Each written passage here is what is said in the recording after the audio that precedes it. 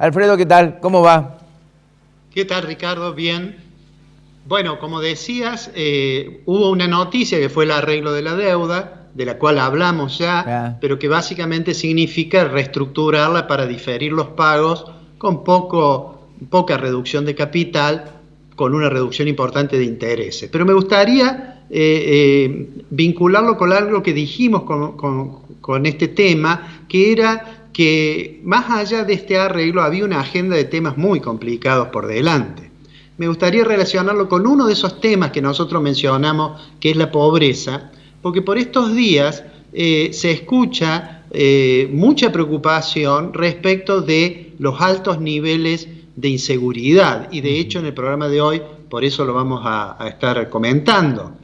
Me gustaría hacer una consideración sobre el tema de la pobreza y sobre el tema de la seguridad, o sobre el tema de la correlación o no que existe entre pobreza y delito. Para hablar de pobreza te voy a mostrar muy pocos números, porque a veces tengo la sensación que cuando se le ponen números al problema de la pobreza, en realidad se pierde parte de la dimensión humana, de la tragedia de aquellos que no pueden alcanzar un mínimo de subsistencia. Sí. Fíjate vos, en esta primera placa que le voy a pedir al director que pongamos, está el dato de pobreza en grandes números redondos. Fíjate que al finalizar el semestre del año pasado, el segundo semestre de 2019, la pobreza había aumentado casi 4 puntos, sí. De 32 a 36. En realidad fue 31,5 en el segundo semestre de 2018 y 36 al finalizar 2019. Pero ¿qué va a pasar ahora como consecuencia de esta particular circunstancia que vivimos con el virtual derrumbe de la actividad económica? Bueno, hay quienes han estimado que la pobreza probablemente hacia fin de año esté en torno o cerca o un poquito más arriba del 40%. Pero hay también, y es el caso por ejemplo de Orlando Ferrere, que dice que a fin de año 1 de cada 2 personas en Argentina va a ser pobre. Es decir, que diciembre del 2020 vamos a tener 50% de pobres. Sí. Lo cual realmente es algo digno de avergonzarnos, ¿no? Pero hay otro dato que me parece que lastima más, y que es el dato de qué sucede con los niños, los jóvenes, los adolescentes en relación a la pobreza. Y eso está en la placa siguiente. Podemos ver en esta placa que cuando uno mira los datos correspondientes a los jóvenes, al universo que estudia UNICEF, porque estos datos son de UNICEF, sí. Entonces uno puede ver ahí que en realidad el 18% van a aumentar los pobres, los niños, adolescentes y niñas pobres, lo cual significa aproximadamente 1.800.000 jóvenes pobres más. Claro. Y si uno mira pobreza extrema, bueno, allí es más severo todavía, porque los datos que ha publicado UNICEF dicen que en Argentina, entre 2019 y 2020, la pobreza extrema de chicas y chicos pasaría de 1,8 a 2,4 millones, el 33% más. Es decir, la magnitud del problema es realmente inmenso. Y entonces en aquella agenda que mencionábamos que va a tener por delante el gobierno una vez que salgamos de esta excepcional circunstancia a que nos ha llevado la pandemia y el confinamiento, debería tener en el tema de pobreza un punto importante. ¿Por qué lo quiero relacionar con el tema del programa de hoy sobre el problema de la seguridad? Porque se escucha con cierta frecuencia la idea de que el aumento de la pobreza implica mayores delitos, ¿no? Y a veces se escucha también el argumento de decir, bueno, lo que hay que hacer es aplicar mano dura para evitar esto. Más allá que Argentina tuvo experiencia, por ejemplo, de aumento de las penas y de las penas con que se condenaba a delincuentes, y eso obviamente no parece haber sido muy eficiente, ¿no? Para bajar el delito. Nada. Pero lo que hice fue ver, porque hay muchos estudios que se realizan de la relación que hay entre la economía y los delitos. Yo diría que a priori todos tendemos a pensar que mientras más pobreza haya, bueno, habrá más delitos. Sin embargo, cuando uno mira los estudios que hay, digamos, en el mundo académico, llega a la conclusión de que en realidad la pobreza tiene un coeficiente de correlación, es decir, está relacionada con el nivel de delito de manera muy, muy tenue, digamos, muy baja. El coeficiente de correlación es muy bajo.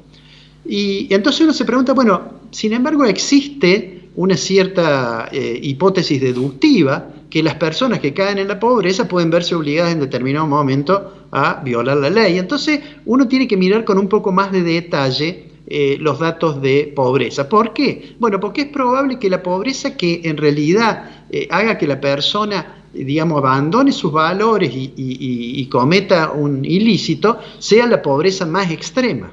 Sí. Otros han sugerido que en realidad la pobreza solo impulsa la violencia cuando está acompañada por una desigualdad visible, y que esa desigualdad visible se presenta como injusta.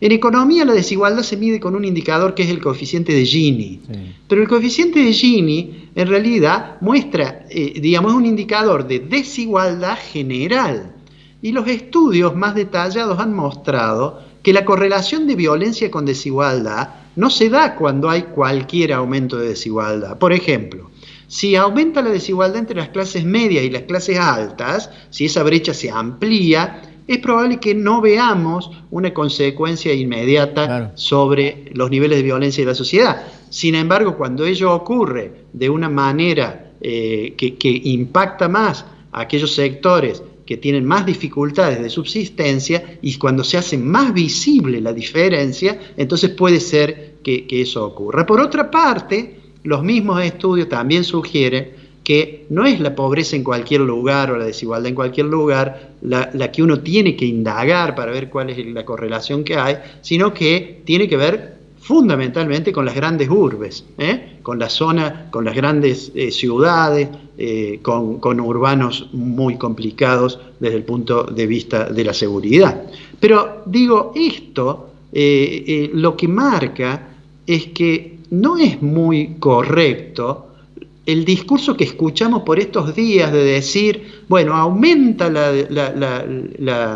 la criminalidad, digamos, como consecuencia de la pobreza, porque da la impresión que esos discursos plantean de que hay que preocuparse de los pobres para que no delincan. Uh-huh. Y en realidad la pobreza debería estar siempre presente como una preocupación, porque tiene que ver con la dignidad, con la condición humana. ¿Por qué digo esto? Porque el paso siguiente de esta preocupación tan grande por los niveles de inseguridad, que por supuesto existe la inseguridad, muchas veces da lugar a discursos muy autoritarios y de mano dura que finalmente no resuelven ni el problema de la delincuencia y mucho menos se preocupan del tema de la pobreza. Que la inseguridad existe es cierto, hay datos para estudiar esto. Se hace una encuesta sobre victimización. En el año 2016, un dato así que debería preocupar a los responsables de las fuerzas de seguridad, por supuesto, es que del total de delitos en 2016 que se cometieron en la Argentina, esta encuesta estima que solamente el 47,5% de los delitos contra los hogares fueron denunciados, y que de los delitos contra las personas fueron denunciados solamente el 66%. Eso es como una especie de indicador indirecto, porque cuando le preguntan a usted por qué no lo denunció, por supuesto hay tres alternativas. Una alternativa es que el delito no fue muy importante, claro. La segunda alternativa es decir que lo resolvió por sí solo, pero la tercera alternativa, la que es más importante cuantitativamente, es porque no confía en la fuerza de seguridad.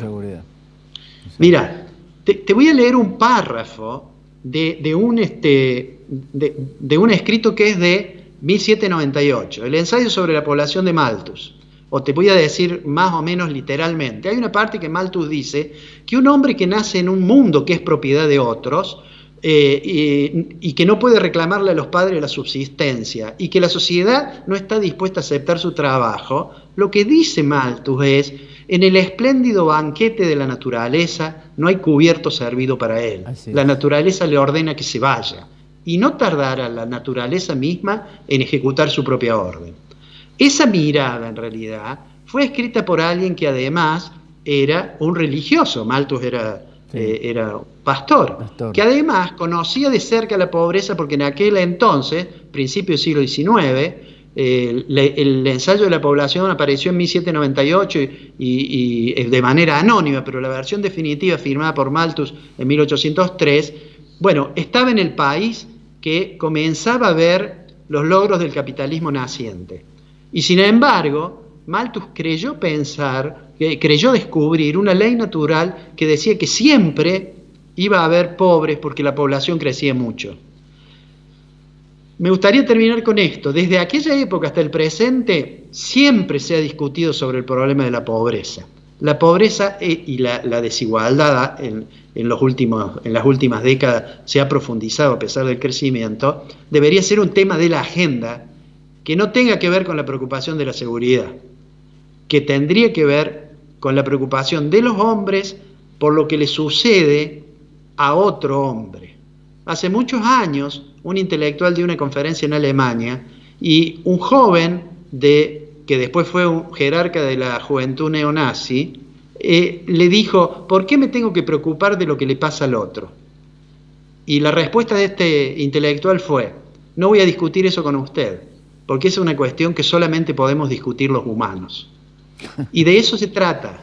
El problema de la pobreza, Ricardo, así es un problema de humanos. Así es. Y en ese sentido no debería figurar como agenda solamente cuando hay problemas de criminalidad. Exactamente, Alfredo, totalmente de acuerdo. Es brillante lo que has dicho. Es brillante porque entra al nudo gordiano de la cuestión.